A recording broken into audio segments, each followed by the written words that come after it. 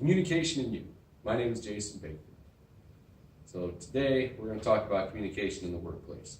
There are many different types of communication. As we see here, there's written, there's verbal, there's nonverbal, and there's visual. With all these types of communications, the slang and everything that can be attributed to it is what will get us in trouble within the workplace. So the written communication that we're going to talk about right now is the text,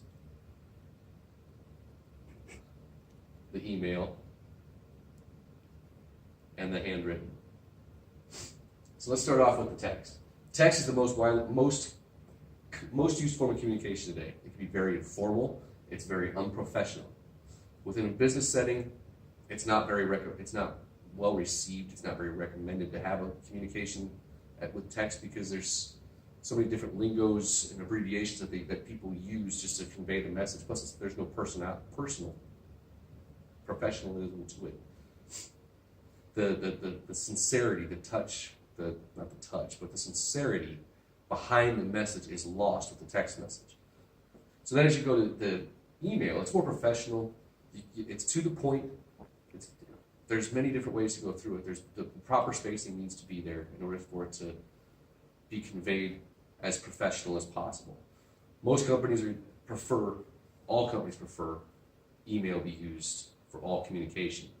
With every email, it's backed up on their servers. So as you send an email, the email is saved. You can delete it, but they still save it so they can go back for references to see if something was said or someone said something about someone else. So they keep that record to protect themselves. And of course, there's a signature required on it at the end of every email. And then as we go to the handwritten, the handwritten is more personal. It's a feeling. You can feel the emotion when someone writes a handwritten letter to you. With email, we have spam. There's so many junk emails that come through.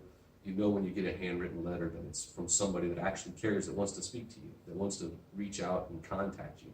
And with handwritten letters, like I said before, the feeling, just the emotion that is conveyed with someone just taking the time to write you a letter is amazing.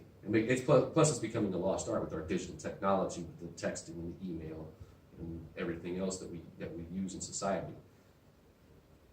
Then we go with verbal. As you see here, verbal is 35% of what we do. Right now, the verbal communication, we do that all day long. It's 35%.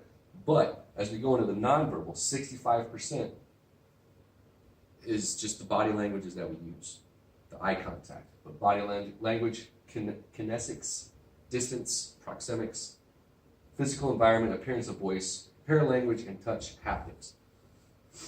So just by standing, if I were to stand just like this, there's different body languages there.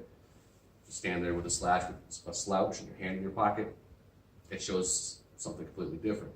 Eye contact, the way you look at somebody, all different forms of non-verbal communication.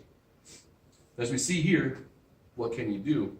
It's what you don't say that counts. And as you look, there's different ways that you portray yourself and how it comes across to somebody when they're looking at you and talking to you.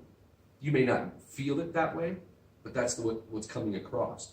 So as we're sitting in our business meetings or in a conference call, talking to your boss, the different movements, the eye contact, the way you slouch, the way you cross your arms, those are all different forms of nonverbal communication. We need to be, in our meetings, we need to smile, sit up straight, make eye contact, be attentive, and be in the moment when we have the meeting so people know that we're conveying the right body language. And finally, we have visual. Not everybody can speak. There are obviously deaf people, so there's sign language. Sign language is very common in the United States as well as across the world. Plus, there's the other type, the danger signs, the hazard signs. Those are all visual forms of communication. Without these forms of communication, you may not know what you're getting yourself into, especially the hazards and the biohazards and the danger signs and caution signs. You wouldn't know. So, thank you very much. Merry Christmas. Have a blessed New Year.